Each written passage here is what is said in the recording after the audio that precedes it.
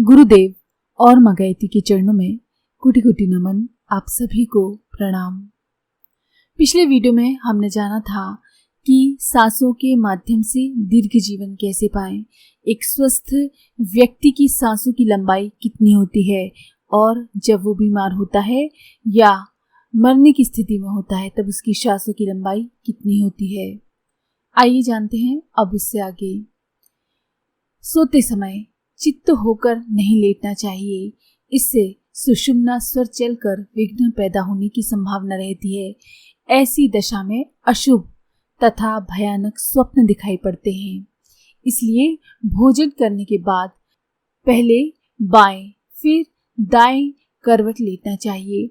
भोजन के बाद कम से कम 15 मिनट आराम किए बिना सफर करना भी उचित नहीं होता। शीतलता से अग्नि मंद पड़ जाती है और उष्णता से तीव्र होती है।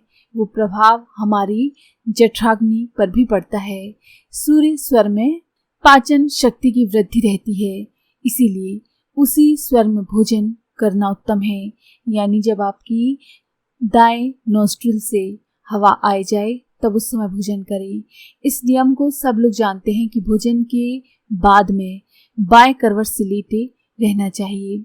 उद्देश्य यही है कि बाएं करवट लेने से दक्षिण स्वर चलता है, जिससे पाचन शक्ति प्रदीप्त होती है।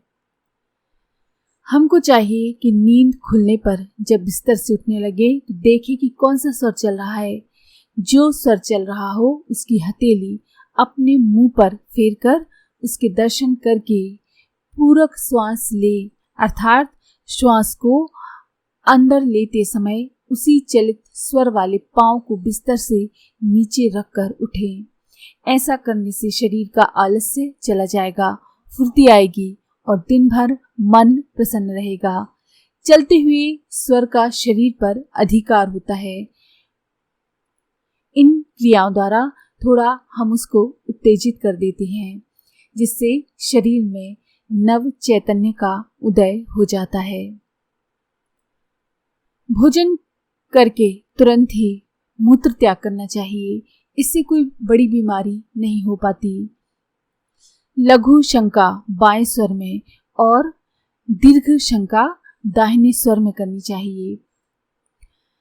आप इस स्वर विज्ञान को केवल कपोल कल्पित ना समझें, इससे लाभ की परीक्षा करके देखें। दाहिने स्वर में त्यागे हुए और बाएं स्वर में त्यागे हुए मूत्र को अलग अलग शीशियों में रखकर परीक्षा कराई गई तो मालूम होगा कि बाएं स्वर पर पेशाब अधिक स्वस्थ है और दाहिने स्वर में अनेक दोषों का समावेश है। ये शरीर शास्त्र का प्राकृतिक नियम है।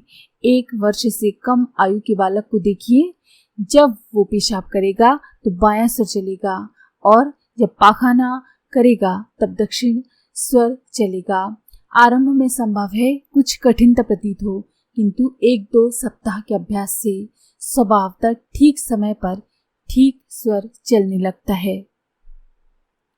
यानी जैसे जैसे आप स्वर का अभ्यास करेंगे तो जिस समय जो स्वर चलना चाहिए वो आपका चलने लगेगा।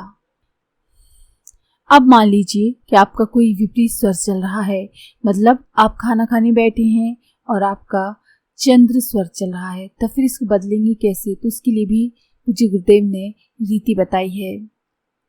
स्वर बदलने के लिए 5 उपाय बताए गए हैं इस पुस्तक में पूज्य गुरुदेव ने अलग अलग जगह पे। परंतु रोज के जो काम में लगे रहते हैं उन लोगों को इतना समय नहीं मिलता कि ये सब उपाय कर पाए, तो उनके लिए एक छोटा सा उपाय है।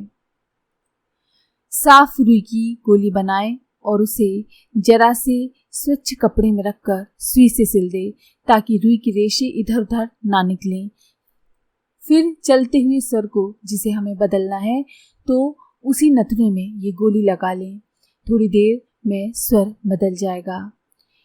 इस रुई को अगली बार के लिए रखकर नहीं छोड़ना चाहिए, इसको फेंक देना चाहिए। जिन्हें मस्तिष्क संबंधी रोग हो उन्हें इन गोलियों का प्रयोग नहीं करना चाहिए और दूसरे उपायों से स्वर बदलना चाहिए। आज के लिए इतना ही।